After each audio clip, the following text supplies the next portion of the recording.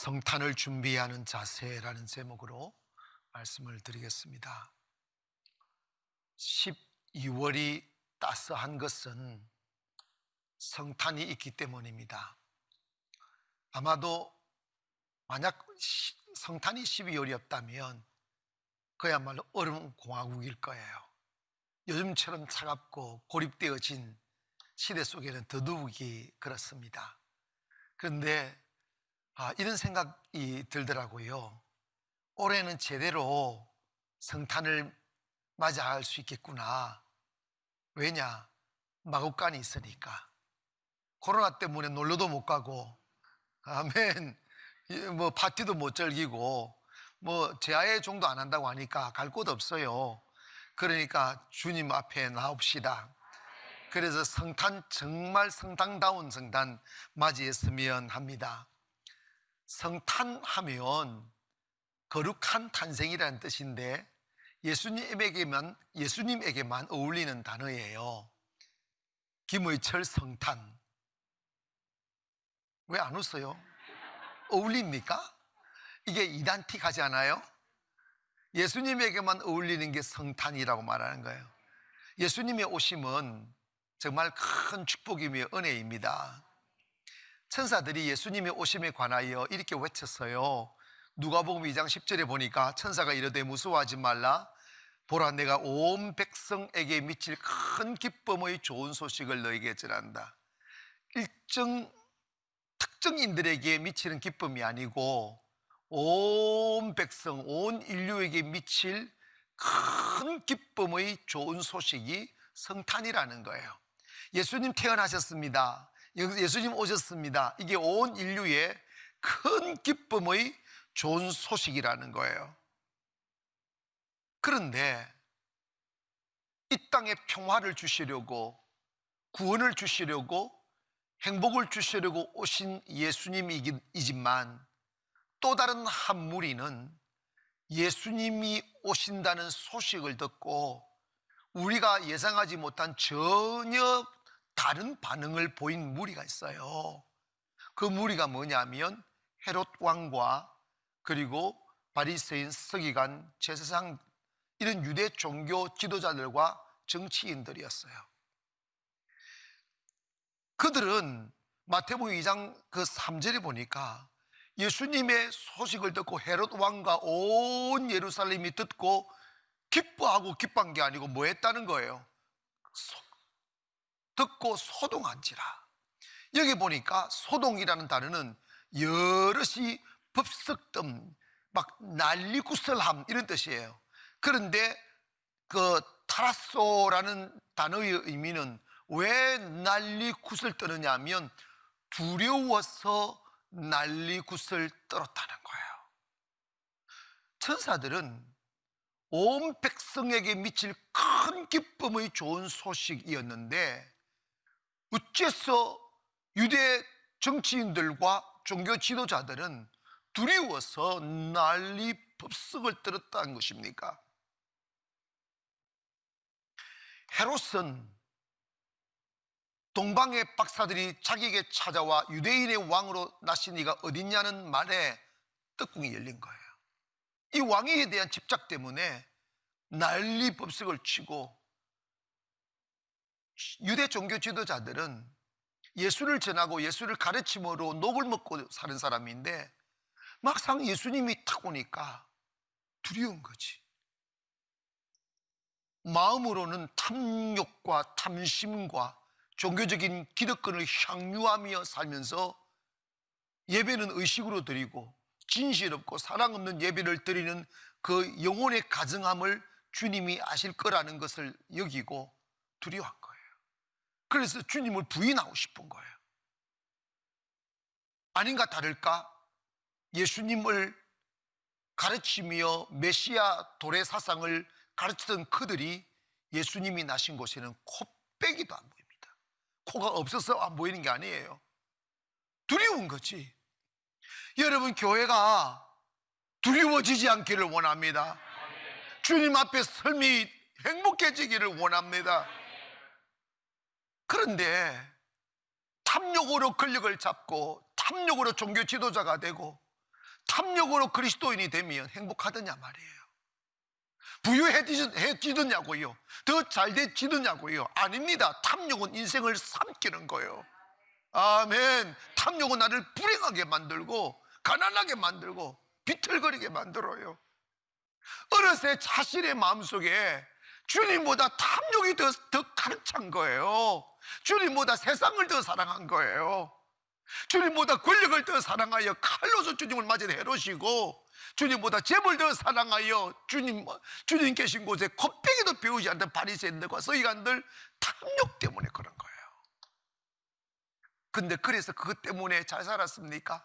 그것 때문에 그래서 그들이 행복했냐고? 결국은 그들은 로마에 짓밟혔어요. 죽고 쓰레기처럼 사라졌어요. 탐욕은 우리의 영혼을 삼켜버려요. 탐욕은 우리의 인생을 망가뜨려요.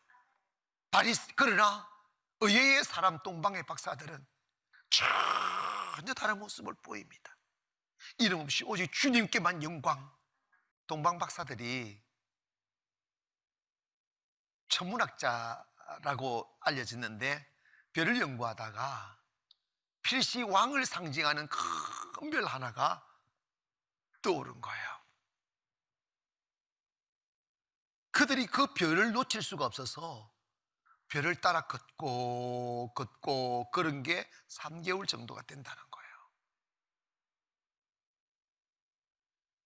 그들은 그 별을 보고 별이 머물면 머물고 별이 가면 가고 별이 가는 대로 따라가 별을 앞세우며 갔어요.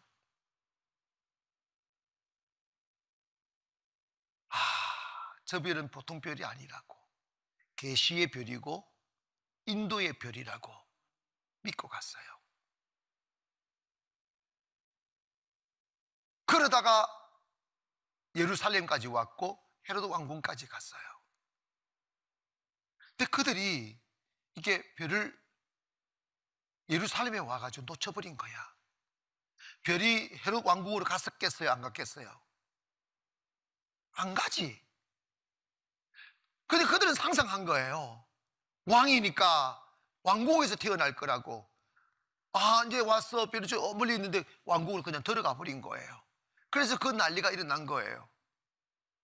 근데 그들이 거기서 태어나지 않았다는 것을 알게 되니까 나와서 보니까 별을 놓친 거예요. 헤매이다 별을 찾은 거예요.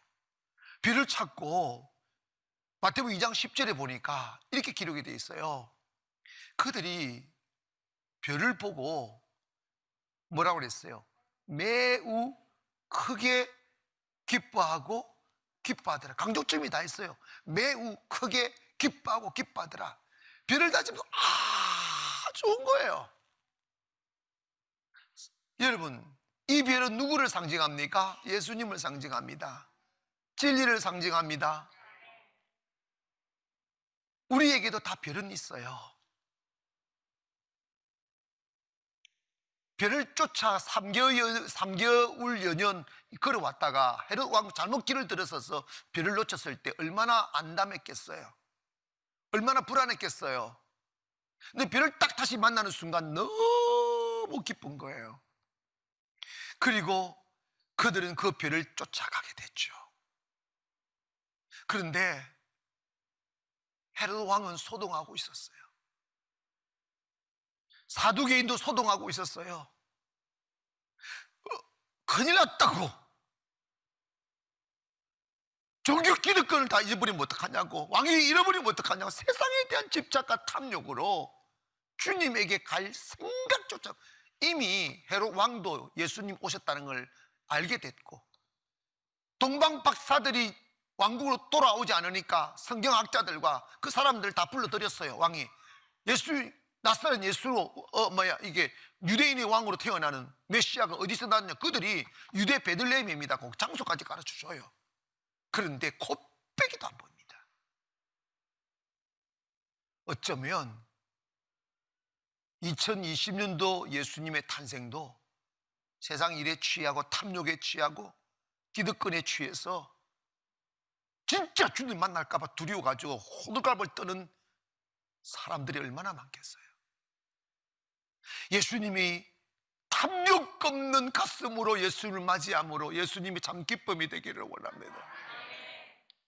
두 번째로는 동방박사들이 예수님을 맞이하려고 준비할 때 귀한 예물을 준비하고 드렸다는 거예요. 그들이 큰 왕을 상징하는 큰 별을 보고 제일 먼저 한 게 뭐냐면 아직 만나보지는 못했지만, 아직 그 얼굴을 아련하지는 못했지만 가슴 속에 뭐가 생긴? 경외감이 생긴 거예요. 뭐라고? 이게 중요해요. 경외감. 하나님은, 예수님은 우리가 경외해야 될 대상이지 이용해야 될 대상이 아니에요. 경외라는 말은 love and fear이에요. 이게 뭐냐면 가슴 깊이 사랑하고 너무너무 사랑하기에 그분이 두려워지는 거예요.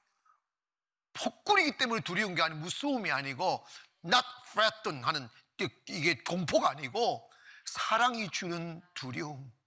멀어질까봐 두렵고, 사라질까봐 두렵고, 그분의 마음 아파할까봐 두려워.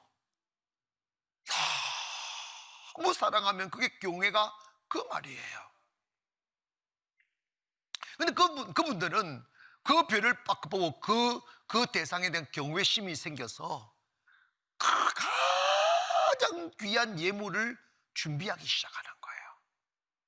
보배함을 샀든지 만들든지 해서 거기에 애기들 좋아하는 황금을 담는 거예요. 내가 그 소리 하려고 그러는 거예요. 아멘. 여러분이 좋아하는 황금을 주님께 드리는 거예요. 유향과 모량, 당신은 나의 제사장입니다. 당신은 나의 왕입니다. 당신은 나를 위해 죽어주실 메시아입니다 하는, 그들이 딱히 신학을 알아서 연구해서 한 게 아니고 성령을 임하니까 주님이 주신 감동대로 그렇게 귀한 예물을 준비하는 거예요. 그들이, 나는 생각했어요. 어수서 마리아가 마구간에 있을 때 애기 낳자마자 이들이 탁 나타났을까? 근데 얼굴이 툭툭 부서있을 텐데, 물도 많이 없고 엉망진창일 텐데 어떻게 맞이했을까? 이런 생각했는데 성경에 보니까 마구간에 찾아가는 사람들의 목자들이 있었더라고. 누가복음 2장에 가보면. 그런데 이분들은 그 2장 1절, 마태복음 2장 11절에 보면 이렇게 돼 있어요. 마구간이 아니고 집으로 돼 있어요. 집에 들어가 아기와 어머니 마리아와 함께 있는 것을 보고 엎드려 아기께 경배하고 보배함을 여러 황금과 유황과 모략을 예물로 드린지라. 이 뭐냐면 스테이블이라는, 마구간이 아니고 하우스라는 단어를 썼어요. 이게 뭐냐면 이제 호적을 하고 사람들 돌아갔으니까 여관들도 있고 집들이 좀 여백이 있을 테니까 그 집을 얻어 이제 좀 이렇게 몸을 추스리고 있을 때 나타나지 않았을까? 그게 이게 맞지 않나 싶어요. 그런데 그건 중요하지 않아요. 근데 그분들이 예수님을 만나 그 예수님을 경배는 사랑하고 존경하는 자에게 하는 최고의 의식입니다. 경배하고 보배함을, 자기가 가장 사랑하는 보배함을 여는 거예요. 당신께 드립니다. 그런데 지금 대한민국 교회가 몸살을 앓는 게 정체되어 있고 퇴보하는 이유가 뭐냐면 돈 앞에 약해요, 사람들이. 교회의 분쟁과 시험 들매 99.9%는 돈 때문이에요. 다른 것은 다 구실에 불과하고요. 결국 그 소리가 돈이에요. 여러분, 하나님이 돈을 주시는 분이에요. 축복으로 살아보세요. 형통함으로 살아보세요. 여러분, 저도 그게 뭔지 알아요. 그 마음이 뭔지 안다고. 내 가족을 살려야지, 내 사업장을 지켜내야지. 그럴싸해요. 거기 넘어지면 안 돼요. 누가 내 가족 살리느냐고요? 누가 내 사업 지키느냐고요? 여러분, 하나님은 빼앗는 게 아니에요.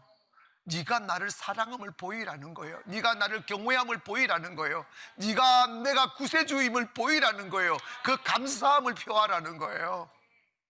역대상 16장 29절에 보면 여호와의 이름에 합당한 영광을 그들에게 돌릴지어다. 그에게 여호와의 이름에 합당한 영광을 돌리라는 거야. 아멘. 재물을 들고 그 앞에 들어갈지어다. 아름답고 거룩한 것으로 하나님 경배할지어다. 합당한 영광은 네가 의지하고 사랑하는 재물로 보이라는 거야.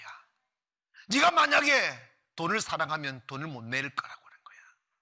재물을 사랑하면 재물을 못 드릴 거라. 그냥 체면 차리면 할 수 있지. 내 마음이 주님께로 가지 아니하면 주님 앞에 보배함은 못 열어요. 여러분, 주님은 우리의 진실한 사랑을 요구합니다. 고린도후서 8장 8절에 보니까 내가 명령으로 하는 말이 아니요 오직 다른 이들의 간절함을 가지고 너희의 사랑의 진실함을 증명하고자 함이라. 이게 마게도냐 교회를 향해 하시는 말씀인데, 내가 너희에게 돈 이야기하는 게 아니고 너희의 연보, 너희의 풍성한 연보를 통해서 너희 하나님에 대한 사랑과 진실함을 증명하라 이 말이에요. 그 사람이 복을 받습니다. 그 사람이 은혜 받습니다. 할렐루야. 사랑하는 여러분,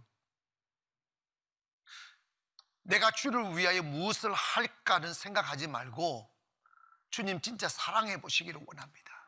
경외해 보시기를 바랍니다. 그러면 하지 말라고 해도 옥합은 저절로 열려요. 행복함으로 열려. 그러면 됐지. 아멘. 이번 성탄절 주님을 산타보다 못한 그런 사람으로 치부하지 말고 산타 죽여버리고 주님 영접하기를 원합니다. 주님을 나의 왕으로 모시기를 원하고 메시아로 모시기를 원합니다. 마지막으로 주님을 어떻게 기다려야 되느냐? 순종하는 마음으로 기다려야 돼요. 무슨 마음? 신앙생활에서 가장 위대한 발견이 뭐냐면 순종을 배우는 거예요. 하나님의 말씀은 순종함으로 이루어져요.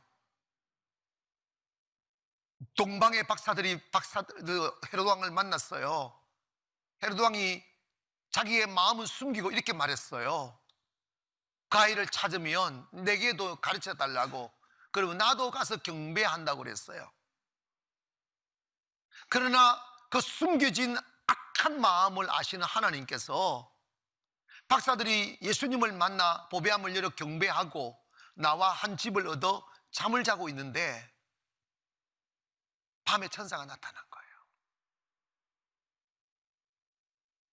너희들이 돌아갈 때 헤로드에게 들리지 말고 다른 길로 가라고 계시를 해주었어요. 이들은 그 딱 천사들의 계시를 받고 한순간도 갈등하지 않고 자기들이 걸어온 익숙한 길 버리고 낯선 길로 가는 거예요. 그냥 돌아가 버려요. 이렇게 니까지 왕인들 사형 손간이 있어. 이게 예배자야. 예배자는 누구냐? 그 가슴 속에 주님만 있는 사람이야. 왕도 귀하지 않고 대통령도 귀하지 않고 장관도 귀하지 않고 부자도 주님 있으면 다 되는 사람 말이야. 주님으로 살려 하는 그 사람이 진짜 예배자라고. 그 사람이 동방박사란 말이에요. 순종은 다 낯설어요. 힘들고 두렵고 불안하고 익숙하지 못하고 여러 가지 생각 많아요. 그러나 하나님이 우리에게 요구하는 것 딱 한 가지야. 네가 위대한 사람이 되라가 아니고 이미 그 길만 걸으면 성공할 수 있는 길을 주님이 말씀하시는데 그 길이 다 낯설어요. 다 낯설다고. 육의 길을 걸었던 사람들은 영의 길을 걸으면요 진짜 낯설어요. 목숨을 걸지 않으면 거기 못 쫓아가요. 왜냐? 영의 길은요 이해가 안 돼요. 계산이 안 돼요. 세속적인 길과는 전혀 다른 길이에요. 그러니까 그게 두렵고 불안하니까 인생은 세속적으로 살면서 불안하니까 교회에만 들르 몸만 담아 놓는 거, 거기가 바로 바리새인이야.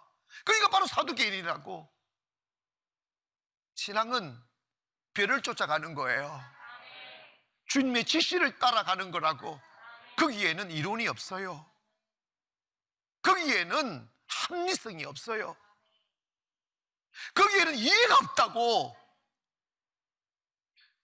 그것도 그럴 게 하나님의 수준과 인간이 맞으면 하나님은 하나님이 아니지. 인간의 생각과 하나님의 생각은 동이 서에서 뭔가지 멀다고 그랬어. 다르다고 그랬어요. 그럼 우리가 그 비를 쫓아가려면 뭐 해야 되냐? 무조건 순종하는 거야. 동방 박사들이 순종하지 아니하고 왕에게 찾아갔다면 예수님 죽였을 거 아니야. 예수님 죽였을 거 아니야. 목사님 또 하나님 다른 방법을 취했겠죠. 그렇겠죠. 그런데 여러분, 동방 박사들은요, 예수님을 죽이는 데 앞장서는 사람이 되는, 불순종으로. 누가 교회를 좌절시킵니까? 누가 하나님의 뜻을 좌절시킵니까? 논리 따지고 자기 고집 따지고 이론 따지다가 하나님 말씀을 좌절시켜요. 하나님 뜻을 좌절시켜요. 누가 하나님의 나라를 세우는 사람입니까? 순종하는 사람이에요. 왜 순종 못합니까? 내 생각을 앞세우니까 순종 못하는 거야. 믿음은 내 생각을 십자가에 못 박는 거예요. 굴복시키는 거예요. 나는 없습니다. 주님만 있습니다. 내 생명도 주의 것이고 내 몸도 주의 것이고 미래도 주의 것이니 나 주의 말씀만 따라갑니다. 그 동방 박사들의 순종으로 해야 주님은 우리의 구세주가 될 수 있었다는 거예요. 이제 우리 순종을 인생의 최고의 가치로 여기십시다. 천번의 예배도 소용없어요. 순종이 제사보다 낫다고 그랬어요. 듣는 것이 수양의 기름보다 낫다는 거예요. 우리 천번 만번 설교들은 뭐예요? 바뀌지 아니하면. 나는 사울을 왜 하나님이 쓰셨는지를 이해하게 됐어요. 사울이라는 이름으로 산 그는 하나님과 예수님 앞에 철천지의 원수예요. 진짜 교회 핍박하고 죽이고 예수님도 십자가 못 박아 선동했던 사람 사울이라고. 그런데 왜 하나님이 그를 쓰셨느냐 이 말이야. 그가 똑똑해서 물론 그럴 수도 있겠지. 아니야, 하나님 그렇게 쓰시는 게 아니에요. 내가 한 가지를 내가 많은 고민을 해봤는데 한 가지 딱 있었어요. 그게 뭐냐면 용기였더라고. 용기. 뭐라고? 따라합시다. 주여 용기를 주세요. 어디서 제가 알겠냐면 사울이 살기가 등등하여 다메섹 교회를 급습해서 예배 드리는 순간에 급습해서 그들을 갖다가 잡아다가 예루살렘을 끌고 와서 재판을 하려고 살기가 등등 가다가 사도행전 9장에서 예수님을 만나잖아. 부활하신 주님을 만나잖아. 그래서 자기가 핍박했던 예수가 하나님의 아들임을, 자기는 그것이 하나님의 아들이 아니라고 계속 논리적으로 반박을 했고, 그래서 십자가 못 박아 죽여버렸는데 그분이 진짜 하나님의 아들임이 나타난 거예요. 그걸 알게 된 거예요. 그러면 보통 사람 같으면 악한 놈은 계속 그 길을 가다가 죽고, 좀 양심 있는 놈은 산에 들어가 버리지. 내가 너무 잘못 알았다고, 내가 잘못했다는 거 알고. 그런데 3일 동안 눈을 시력을 우리 아나니아 기도받고 어디로 가느냐 하면 다메섹 교회를 갑니다. 다메섹 교회가 사울이 왔다는 소식을 듣고 교회가 경직되고 야단이에요. 그때 사울이 딱 앞으로 나옵니다. 나와서 여러분 고백할 게 있습니다. 제가 지금까지 하나님의 아들이 아니고 예수는 신성 모독자라고 판결을 내리며 외쳤던 나였습니다. 그런데 오다가 나는 그분을 만났습니다. 나는 그분을 만났습니다. 그분은 하나님의 아들이었습니다. 내가 잘못 알았습니다. 내가 잘못했습니다. 내가 잘못된 사람입니다. 이제부터 나는 그분을 전하는 사도가 되겠습니다. 이 길이, 그 순간 내가 사도가 예수님을 전하는 사람으로 딱 선포가 되는 순간 나는 주기를 잃어버리고 재산을 잃어버리고 신분을 잃어버리고 권력을 잃어버리고 다 잃어버리며 쫓기는 도망자가 되고 죄수가 되지만 나는 그 진리를 감출 수 없습니다. 용기예요. 당당한 용기예요. 그로 인하여 세계가 바뀝니다. 로마가 무너집니다. 복음이 세계로 퍼지고 다니는 시간입니다. 여러분, 우리 누구나 과거는 있어요. 실수 있고 잘못 있어요. 그러나 오늘 이 말씀 듣고 순종의 길로 돌아갑시다. 돌아가면 인생 바뀌어요.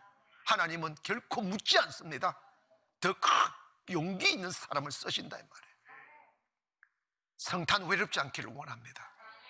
성탄의 주인공 되세요.